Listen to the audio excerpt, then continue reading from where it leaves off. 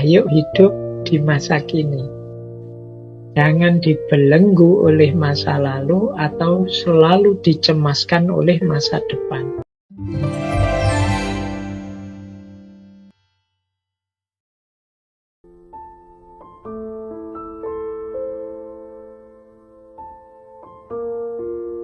Nah, ini beberapa tips agar kita tidak terjebak overthinking. Yang pertama, jangan dijadikan kebiasaan. Jangan dibiasakan overthinking. Jadi kalau kita sadar, wah ini aku terlalu banyak mikir ini, wah ini aku terlalu banyak pertimbangan ini, akhirnya tidak jalan-jalan. Ya sudah, kita off dulu. Jadi, dan kita usahakan tidak sering-sering begitu. Karena kalau jadi kebiasaan, nanti ada apa-apa sedikit kita overthinking, ada apa-apa sedikit kita overthinking. Yang kedua, sikapi segalanya secara biasa saja, wajar-wajar saja. Jadi, ya kalau memang urusan besar, diselesaikan, diuraikan dalam bagian-bagian kecil, kita selesaikan satu demi satu, setahap demi setahap. Ya kayak naik tangga tadi loh. Wah ini urusannya sampai masa depan ini. Ya kita selesaikan dulu yang di depan mata.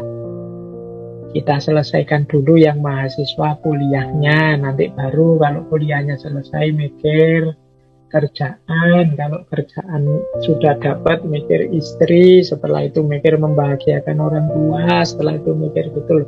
Kalau dicampur semua jadi satu dengan judul hidup dan masa depanku, kita akan overthinking pasti. Ayo diawali pelan-pelan saja, setahap-setahap saja. Ada kalanya penting bagi kita untuk mengambil sudut pandang yang baru. Kadang-kadang memang perspektif tertentu itu membuat masalah-masalah baru. Nah, sehingga pikiran kita tidak selesai-selesai, muter bulet di situ. Nah itu kadang-kadang kita perlu menarik diri. Sudahlah, saya pandang secara berbeda, nyari cara pandang baru yang lebih segar terhadap masalah ini.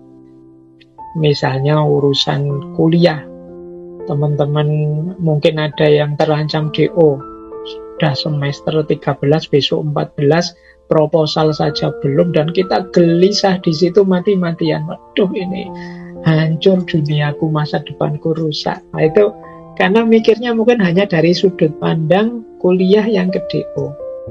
Tapi mungkin kalau kita keluar sebentar, melihatnya dari perspektif berbeda, bisa jadi kita tidak segalau itu. Mungkin, oh iya ya, wong yo banyak kok orang itu yang tidak lulus kuliah tapi sukses.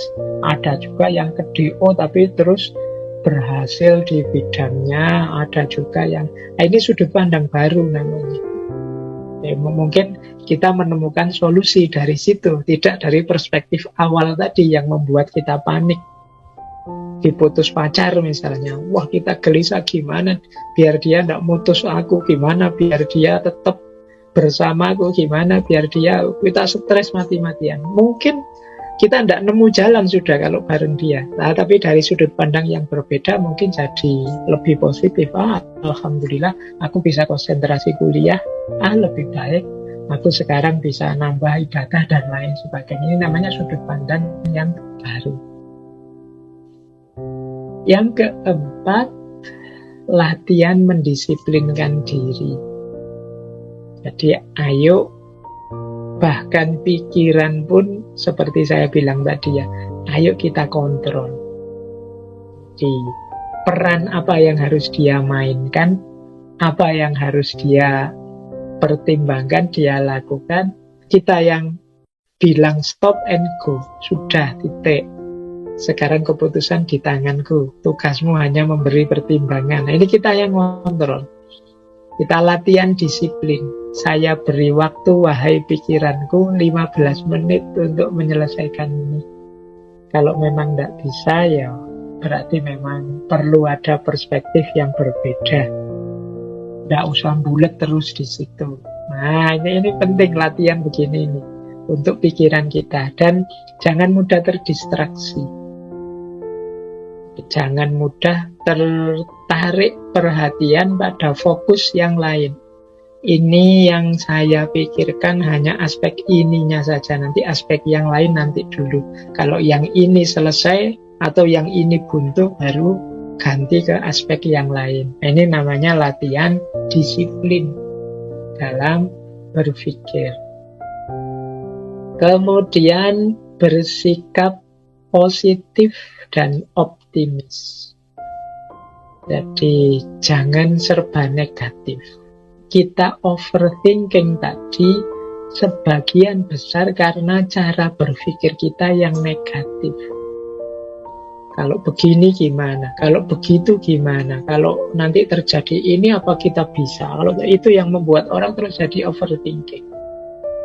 Mari kita optimis, positif, bahkan mari gembira dan bahagia.